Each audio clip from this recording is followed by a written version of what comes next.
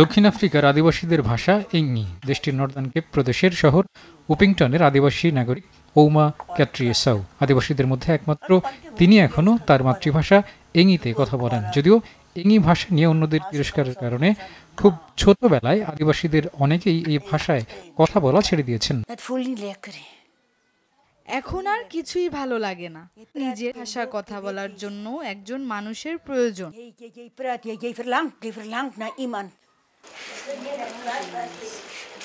ক্যাটরির নাতি ক্লৌডিয়া সাইমন ক্যাটরির কাছেই বড় হয়েছেন এবং তার কাছ থেকেই এঙি ভাষাও শিখে নিয়েছেন।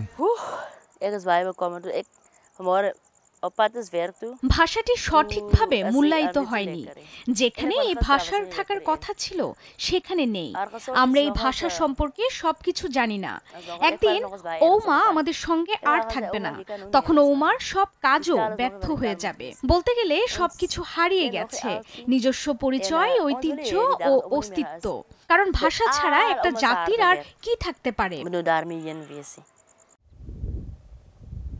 দক্ষিণ আফ্রিকার 23% মানুষ জুলু ভাষায়, 16% মানুষ সুসা ভাষায় এবং 14% মানুষ আফ্রিকান ভাষায় কথা বলে।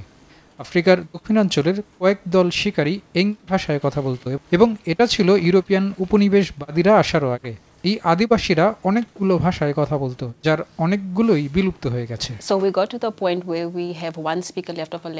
একটা ভাষা হারিয়ে গেলে সেই ভাষার সাথে সম্পৃক্ত মানুষের ইতিহাসও হারায়। তারা কিভাবে ভাষার ব্যবহার করত, অন্য ভাষার সাথে কিভাবে তারা নিজেদের ভাষায় যোগাযোগ করত, এমন অনেক কিছুই আর জানা যায় না।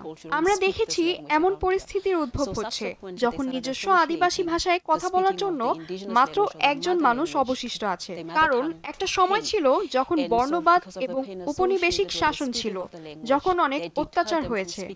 এমন একজন মানুষের সাথে আমার উপিংটনে কথা হয়েছে, যিনি আমাকে বলেছেন নিজস্ব ভাষায় কথা বলার জন্য তাদেরকে তিরস্কার করা হয়েছে।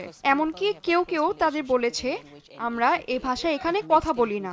তাই ধীরে ধীরে তারা নিজেদের ভাষায় কথা বলাটা কষ্টকর মনে করেছিল এবং এই কারণে তারা নিজেদের আদিবাসী ভাষায় কথা বলা বন্ধ করে দেয়। আবার এমনও দেখা গেছে কেউ কেউ অন্য ভাষায় কথা বলা শুরু করেছেন, আবার কেউ কেউ তাদের মাতৃভাষায় কথা বলাই ছেড়ে দিয়েছে। The type of words they use and how those words link to other languages, so we lose a history.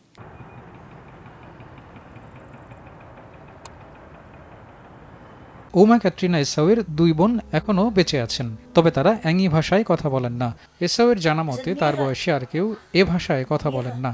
যে আফ্রিকান ভাষায় ক্যাটরি এসাউকে এখন কথা বলতে হচ্ছে, সেই ভাষা দক্ষিণ আফ্রিকার শ্বেতাঙ্গরা চাপিয়ে দিয়েছে। তবে পরবর্তীতে যখন এসাউ তার মাতৃভাষার প্রয়োজনীয়তা বুঝতে পারেন, তখন এ ভাষাকে রক্ষায় তিনি নিজের শহর উপিংটনে একটি স্কুল প্রতিষ্ঠা করেন। 2005 সাল থেকে স্থানীয় শিশুদের এই ভাষা শেখাচ্ছেন তিনি।